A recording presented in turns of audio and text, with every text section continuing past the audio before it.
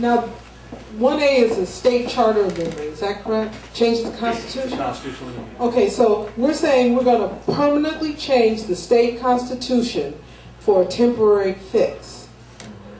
Well, you know, that's like amputating my arm to make sure that I don't get an infection in my hand. You know, something doesn't seem quite right here. Is there anything else we can do? Is there something we can do as far as forming or inciting the public to go out there and force the legislators to do the job that we elected them to do, which is to do the budget and to give us a realistic budget? What is it that we're doing, your organizations are doing, to really rev up people to get out there and start making them do the job they're supposed to do? Sure. So we also, 1021 also represents city colleges throughout the state, and so we're also who receive their money from the state, right? We also represent classified workers in the school system. So I mean, we're clearly not. This is not acceptable for us. This is not acceptable for our workers who are anticipating these funds from the state. And so what we've been doing teach-ins in the communities where we have all the communities up to the north about what's going on, what's the reality of the situation.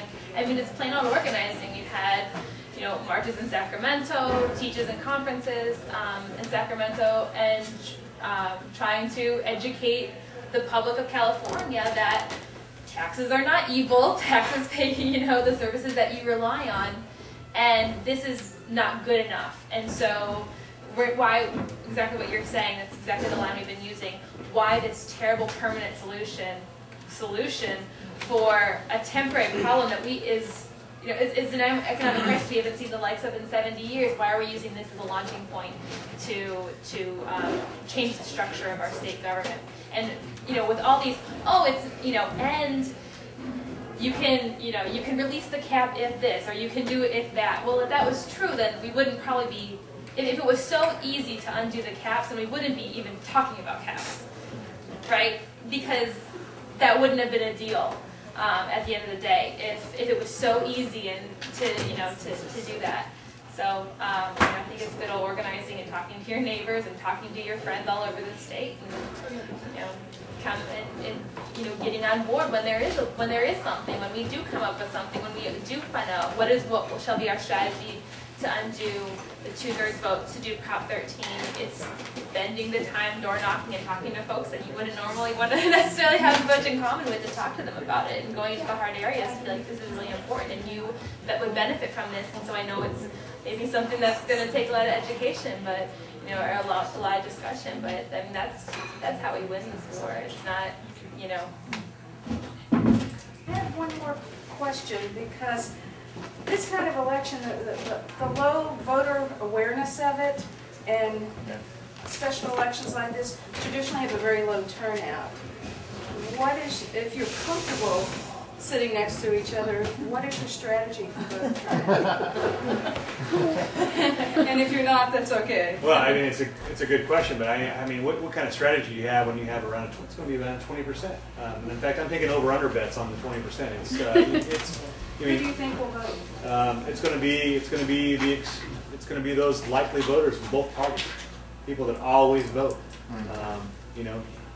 Who does that help? That's a good question. It's going to be a hard battle to get these initiatives passed.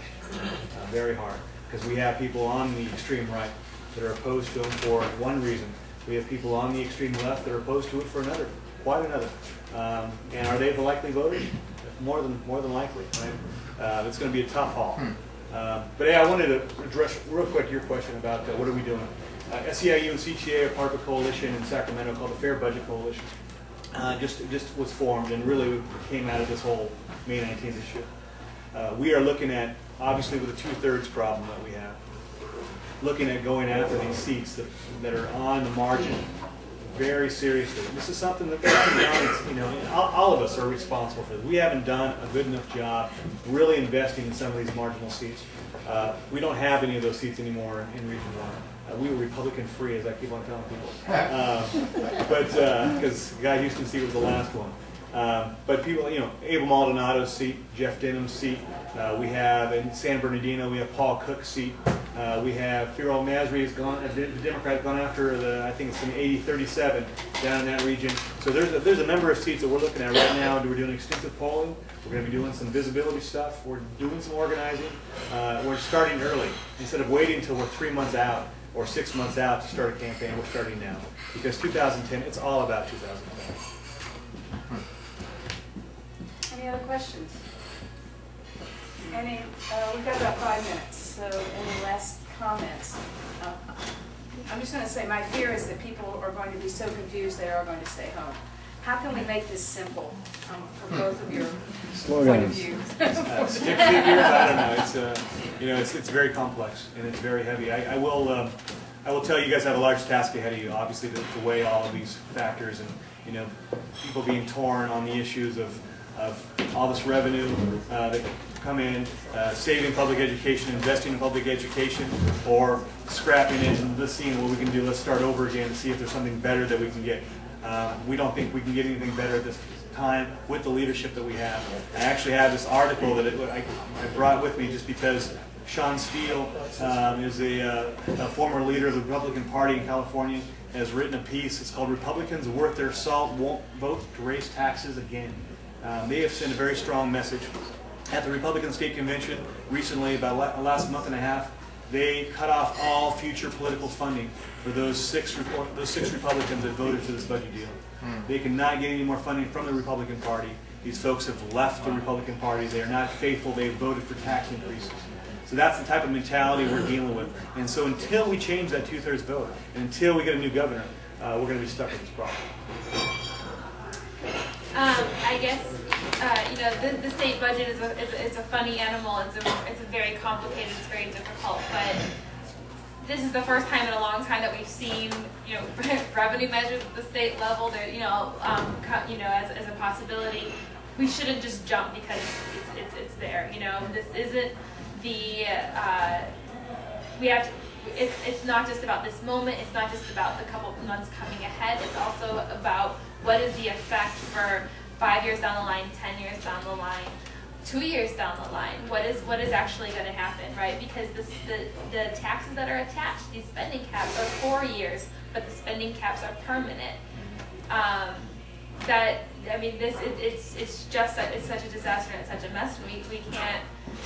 We're in a hole. Don't dig ourselves deeper and then just stay there. You know, we need to come up with an actual solution. November. There'll be another election in November. Can I ask a question?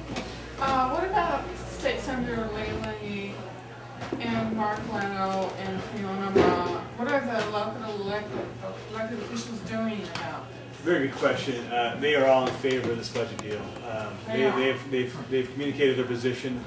They all think, you know, the way we think, we cannot get a better one out of the state legislature. We understand that going back is going to create even bigger problems. Threats to other services, I mean, additional cuts to health care, additional cuts to education, that's in the immediate horizon. Well, we've all certainly got our work cut out for us. Thank you guys for your time. I think we owe a big round of applause.